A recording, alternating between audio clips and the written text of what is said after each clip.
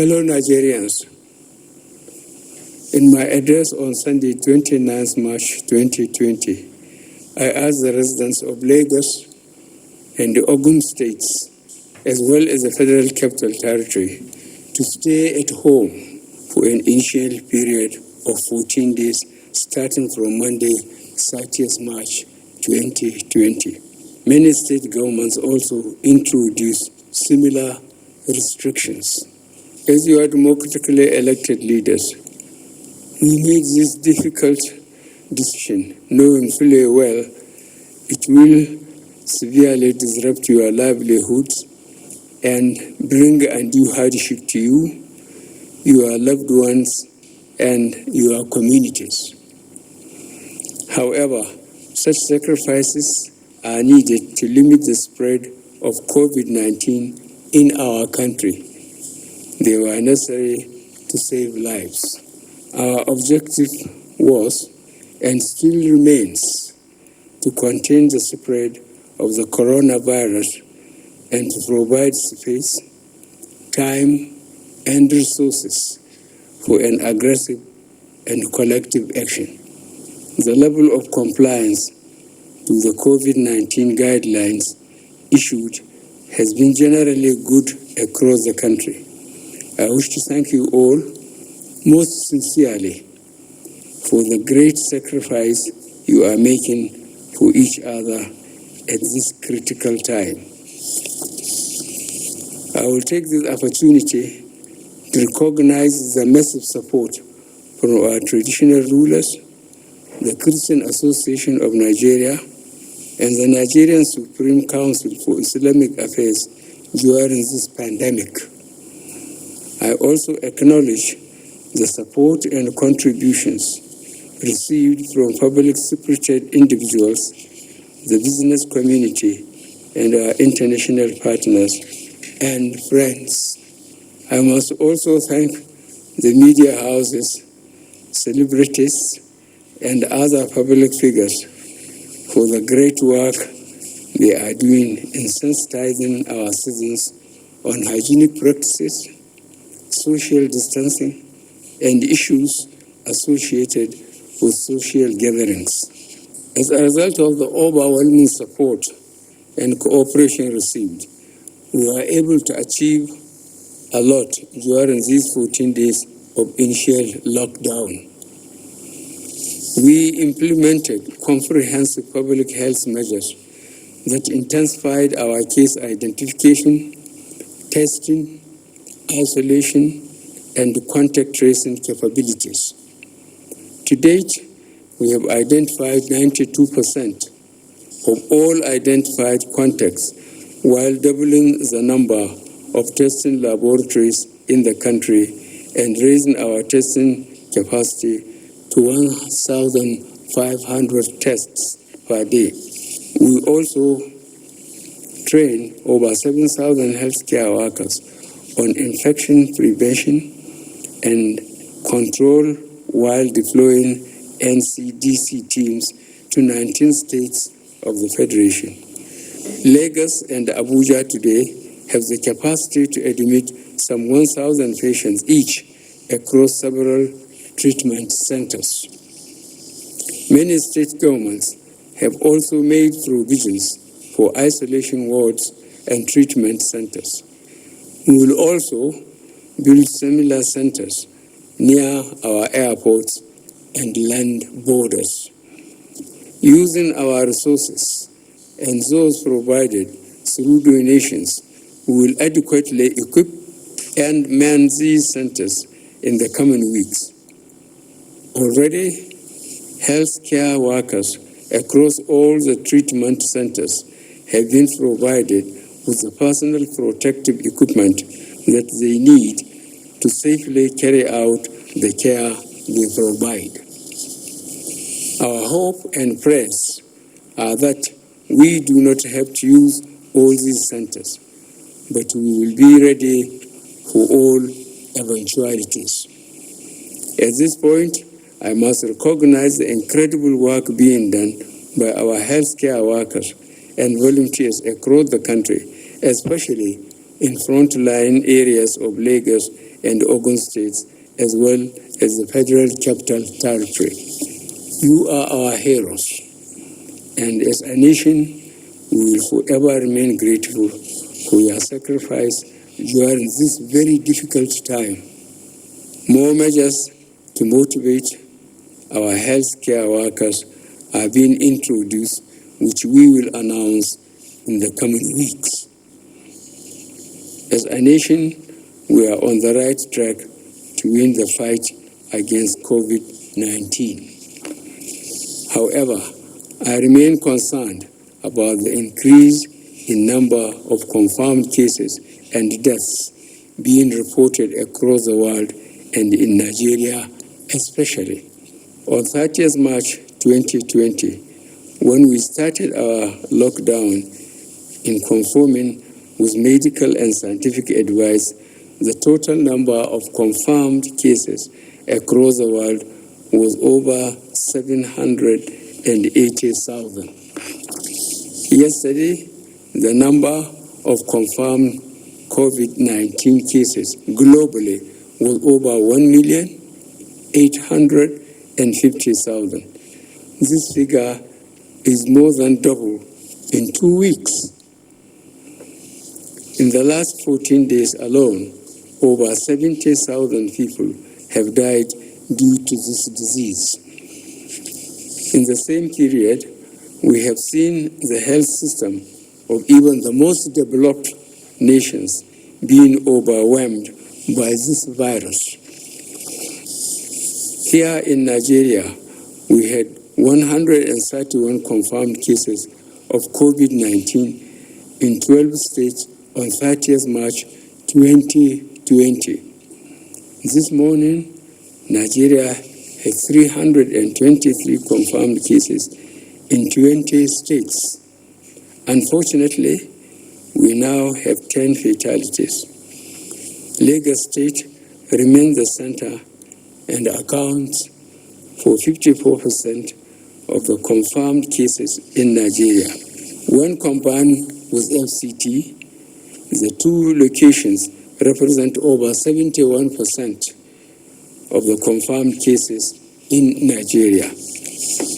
Most of our efforts will continue to focus in these two locations. Majority of the confirmed cases in Lagos and the FCT are individuals with recent international travel history or those that came in contact with returnees from international trips. By closing our airports and land borders and putting strict conditions for seafood activities, we have reduced the impact of external factors on our country. However, the increase in the number of states with positive cases is alarming. The National Center for Disease Control has informed me that a large proportion of new infections are now occurring in our communities through person-to-person contacts. So we must pay attention to the danger of close contact between person to person. At this point, I will remind all Nigerians to continue to take responsibility for the recommended measures to prevent transmission, including maintaining physical distancing, good personal hygiene, and staying at home. In addition, I have signed the quarantine order in this regard and additional regulations to provide clarity in respect of the control measures for the COVID-19 pandemic, which will be released soon. The public response to COVID-19 is built on our ability to detect, test, and admit cases, as well as trace all their contacts. While I note some appreciable progress, we can achieve a lot more. Today, the cessation of movement, physical distancing measures, and the prohibition of mass gatherings remain the most efficient and effective way of reducing the transmission of the virus. By sustaining these measures, Combined with extensive testing and contact tracing, we can take control and limit the spread of the disease. Our approach to the virus remains in two steps. First, to protect the lives of our fellow Nigerians and residents living here, and second, to preserve the livelihoods of workers and business owners. With this in mind, and having carefully considered the briefings and report from the Presidential Task Force and the various options offered, it has become necessary to extend the current restriction of movement in Lagos and Ogun states, as well as the FCT, for another 14 days, effective from 11:59 p.m. on Monday, 13th of April 2020. I am therefore once again asking you all to work with government in this fight. This is not a joke. It is a matter of life and death. Mosques in Mecca and Medina have been closed. The Pope celebrated Mass on an empty St. Peter's Square.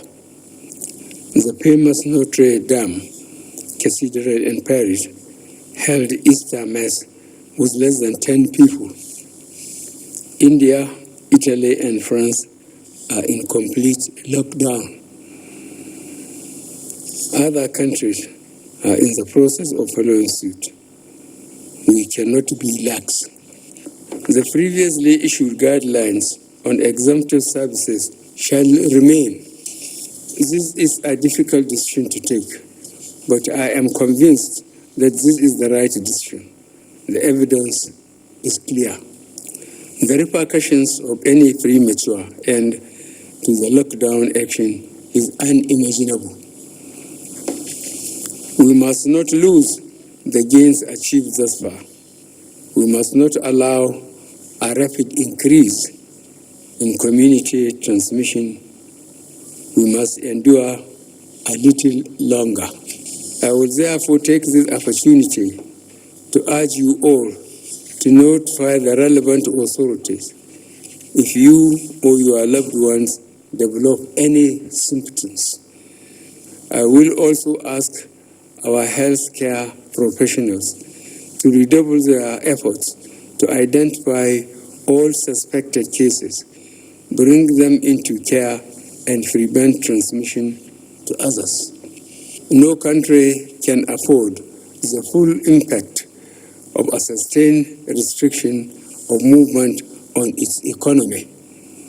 I am fully aware of the great difficulties experienced, especially by those who earn a daily wage, such as traders, day workers, artisans, and manual workers. For this group, their sustenance depends on their ability to go out. Their livelihoods depend on them mingling with others and about seeking work. But despite these realities, we must not change the restrictions.